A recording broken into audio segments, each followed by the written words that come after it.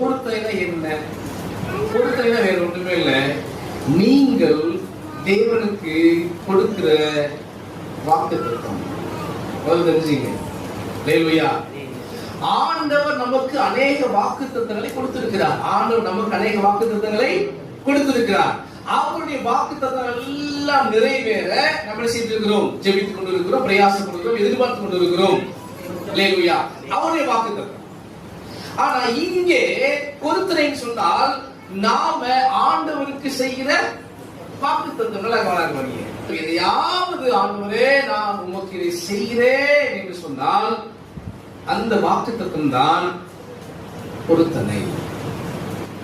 அவர் வாக்குத்தத்தத்தை நிறைவேற்றுவதற்காக நாம் எப்படி பிரயாசப்படுகிறோமோ, நமக்கு எப்படி எதிர்பார்ப்பு இருக்கிறதோ அதே எதிர்பார்ப்பு தான் ஹல்லேலூயா நம்முடைய தேவனுக்கு இருக்கும். நாம் நம்முடைய வாக்குத்தத்தத்தை அவருக்கு நிறைவேற்றுவதற்கு